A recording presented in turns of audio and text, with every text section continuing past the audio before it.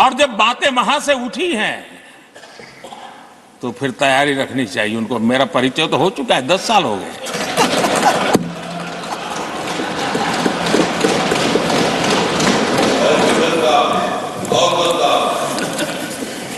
एक बार, और मैं आदरपूर्वक नेहरू जी को इन दिनों ज्यादा याद करता हूं, क्योंकि हमारे साथियों की अपेक्षा रहती है कि जरा उनको तो बोलो, कुछ तो बोल रहा थे। अब देखिए, एक बार नेहरू जी ने एक चिट्ठी लिखी थी, और ये चिट्ठी मुख्यमंत्रियों को लिखी थी। मैं उसका अनुवाद पढ़ रहा हूं।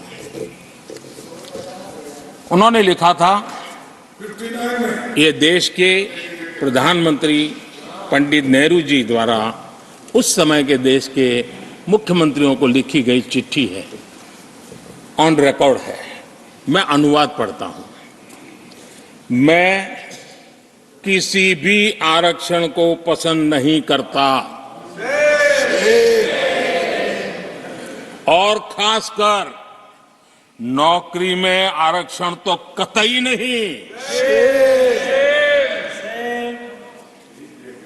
मैं ऐसे किसी भी कदम के खिलाफ हूं जो अकुशलता को बढ़ावा दे, जो दोयम दर्जे की तरफ ले जाए।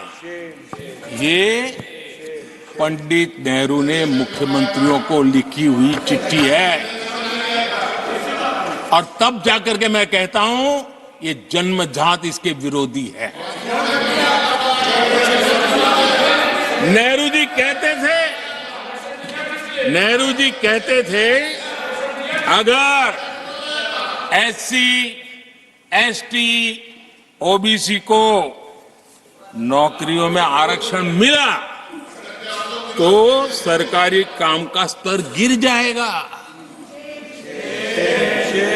और आज जो आंकड़े गिनाते हैं ना कि इतने यहां है, इतने यहां है, उसका मूल यहां है, क्योंकि उस समय उन्होंने रोक दिया था, रिक्रूटमेंट ही मत करो।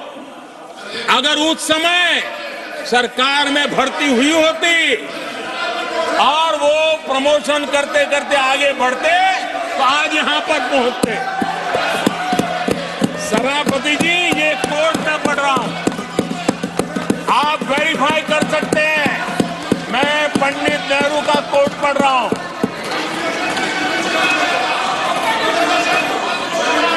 प्लीज। और आदरणीय सभापति जी, Leader of opposition was heard in rapt attention. Are you setting this example? Leader of opposition. आदरणीय सभापति जी, please sit down. Sit down. आप तो जानते हैं, नेहरू जी ने जो कहा वो कांग्रेस के लिए हमेशा से पत्थर की लकीर होता है। नेहरू जी ने कहा मतलब पत्थर की लकीर उनके लिए। दिखावे के लिए आप कुछ भी कहें, लेकिन आपकी सोच ऐसे कई उदाहरणों से सिद्ध होती है। मैं अनगिनत उदाहरण देख सकता हूं, लेकिन मैं एक उदाहरण जरूर देना चाहता हूं, और वह उदाहरण मैं जम्मू कश्मीर का देना चाहता हूं।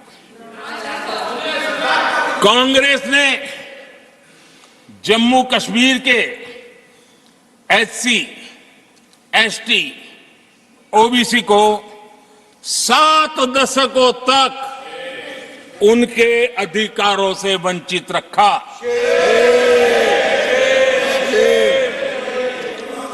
आर्टिकल 370 में हम कितनी जीतेंगे उसकी बात अभी नहीं कर रहा हूं। आर्टिकल 370 को निरस्त किया, तब जाकर के इतने दशकों के बाद एसटी, एसटी, ओबीसी को वो अधिकार मिले जो देश के लोगों को बरसों से मिले हुए थे। इसको रोक के रखा था।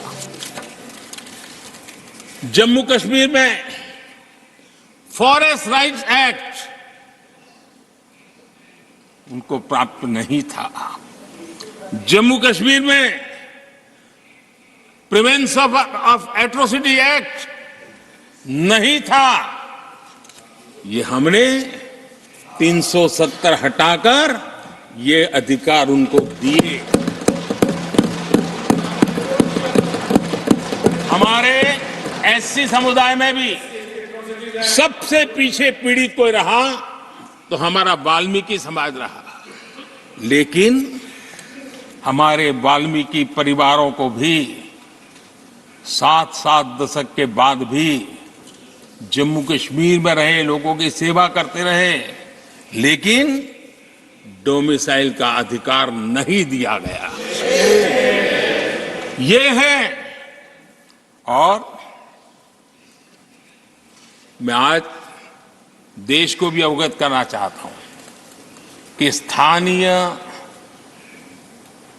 निकायों में, लोकल सेल्फ गवर्नमेंट्स में ओबीसी के आरक्षण का विधेयक भी कल 6 फरवरी को लोकसभा में भी पारित।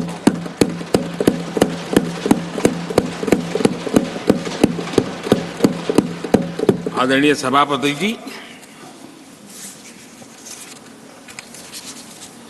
एससी, एसटी, ओबीसी उनको बड़ी भागीदारी लेने में कांग्रेस और साथियों को हमेशा परेशानी रही है। बाबा साहब की राजनीति को, बाबा साहब के विचारों को खत्म करने के लिए कोई कसर उन्होंने छोड़ी नहीं है। वक्तव्य अवेलेबल है, चुनाव में क्या क्या बोला गया है वो भी अवेलेबल है। इनको भारत रत्न भी देने की तैयारी नहीं थी, वो भी भाजपा के समर्थन से और सरकार बनी, तब बाबा साहब को भारत रत्न। इतना ही नहीं, सीताराम केसरी अति पिछड़ी जाति से कांग्रेस पार्टी के अध्यक्ष उठा करके फुटपाथ पर फेंक दिया गया। ओबीसी, वो वीडियो अवेलेबल है, वो देश ने देखा सीताराम केसरी के साथ क्या हुआ। और आदरणीय सभापति जी, इनके एक मार्गदर्शक अमेरिका में बैठे। सभापति जी, इनके एक मार्गदर्शक अमेरिका में बैठे। Sir, only the address will go on record. जो Only address, no. पिछले चुनाव में हुआ तो हुआ के लिए फेमस हो गए थे और कांग्रेस इस परिवार के काफी करीबी है। उन्होंने अभी संविधान निर्माता बाबा साहब आम्बेडकर के उनके योगदान को छोटा करने का भरपूर प्रयास।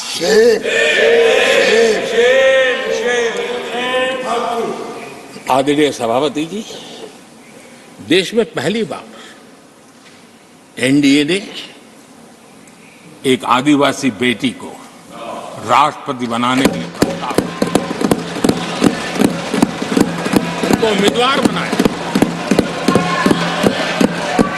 आपका हमसे वैचारिक विरोध हो वो एक बात है, अगर हमसे वैचारिक विरोध होता, आपने सामने कैंडिडेट खड़ा किया होता, मैं समझ सकता था, लेकिन वैचारिक विरोध नहीं था। क्यों? क्योंकि हमारे यहां से गया हुआ व्यक्ति आपने उम्मीदवार बनाया,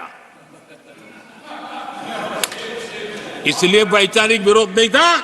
आपका विरोध एक आदिवासी बेटी के लिए था और इसलिए आपने, और ये जब सांगमा जी चुनाव लड़ रहे वो भी एक आदिवासी दौर थी, उनके साथ भी यही किया गया था।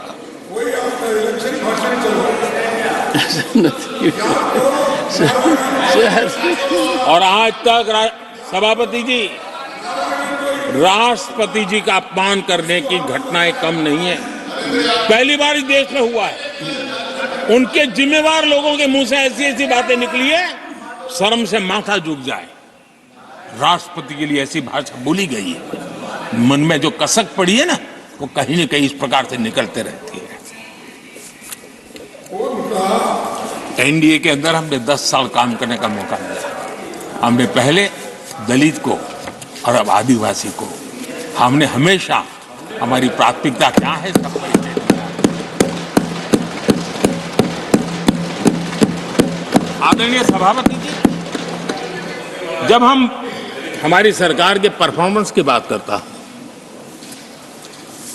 एनडीए की जो गरीब कल्याण की नीतियों की बातें करता हूं, थोड़ा सा अगर उस समाज को निकट से जानते हो, आखिर कौन समाज है लाभार्थी, कौन लोग,